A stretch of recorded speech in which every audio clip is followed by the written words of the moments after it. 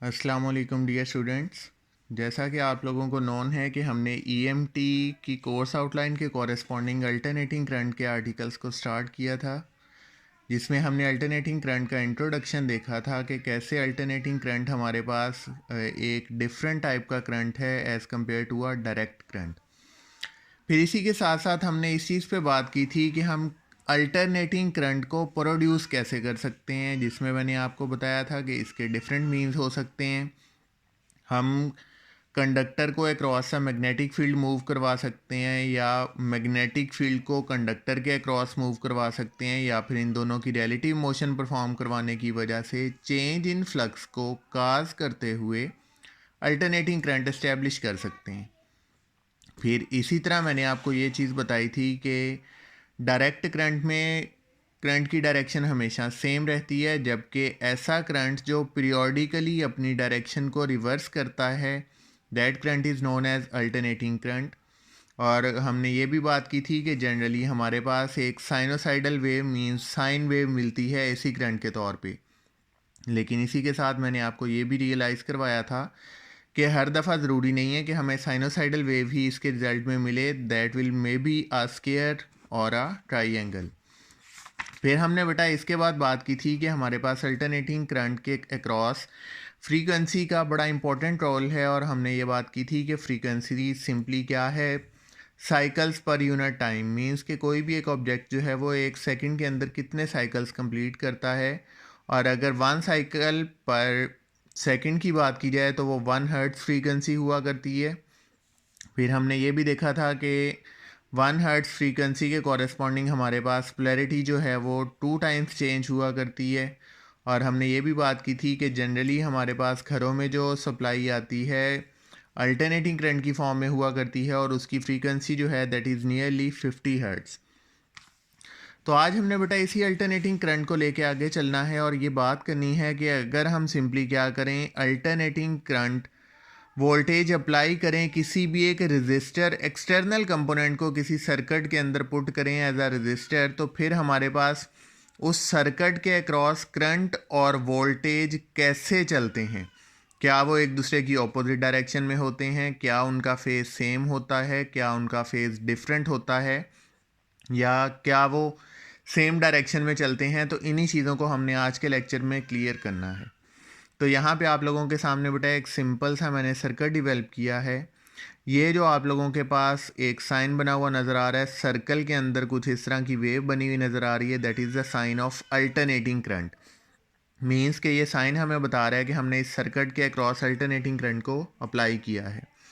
और इस साइन से आप लोग वेल फैमिलियर हो सिंबल से, ये हमारे पास एक रजिस्टर का सिंबल है। तो अब डेफिनेटली अल्टरनेटिंग करंट अप्लाई किया जा रहा है रजिस्टर को, तो ये ऐसा करंट होगा जिसमें हमारे पास एक दफ़ा पॉजिटिव पीक मिल रही होगी, एक दफ़ा नेगेटिव पीक मिल रही होगी। तो ये सोर्स हमारे पास जो वोल्टेज अप्लाई करेगा across the circuit, that will be written in the form V equals to V M sine omega T.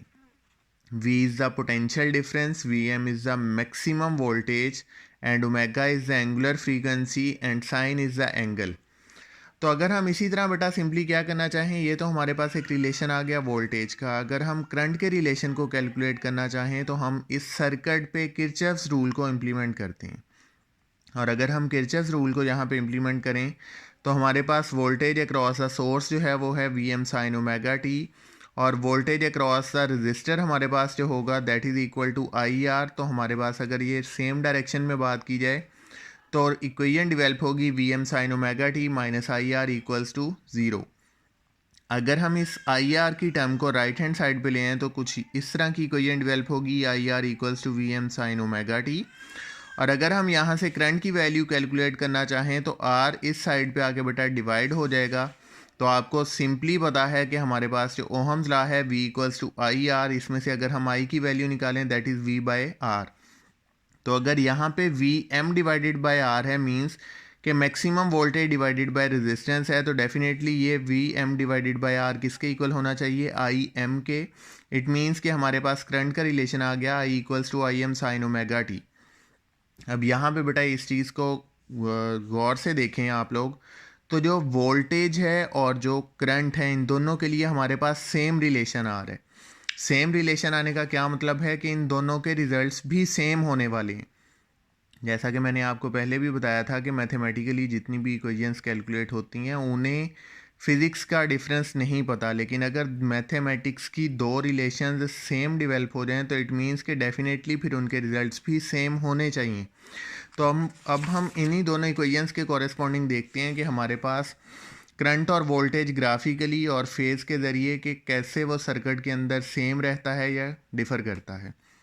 जैसा कि हमने अभी बात की बेटा कि आई एम इक्वल है V M divided by R के और वी एम इक्वल है आई एम इंटू आर के। इट मीन्स कि करंट और वोल्टेज की सेम इक्वेशंस हमें ये बता रही हैं कि करंट और वोल्टेज का जो एम्पलीट्यूड होगा थ्रू आउट द सर्किट वो हमेशा सेम फेज़ में रहने वाला है।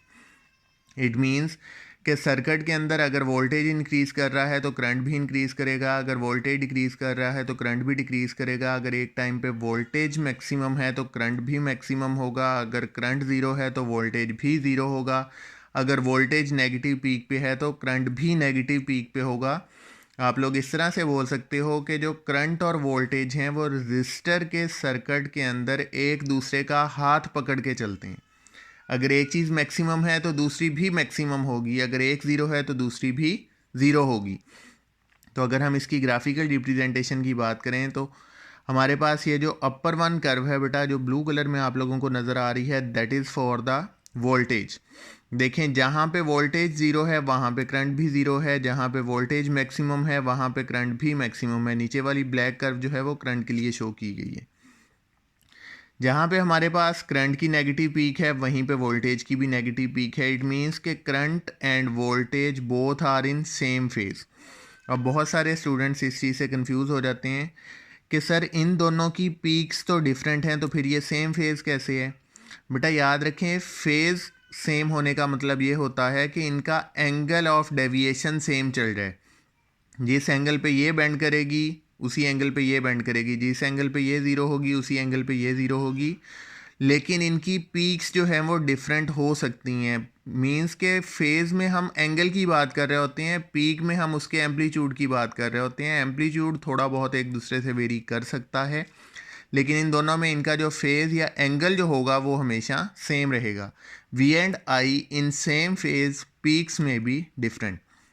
इसी तरह अगर हम बेटा फेज़ की बात करें तो फेज़ में अगर हम एज्यूम कर लें कि ओमेगा टी के कॉरेस्पॉन्डिंग हमारे पास जो वी एम है वो लेट्स सपोज इस पीक को गिवन कर रहा है, तो डेफिनेटली अगर करंट और वोल्टेज सेम फेज़ में है तो करंट भी सेम उसी डायरेक्शन में होगा।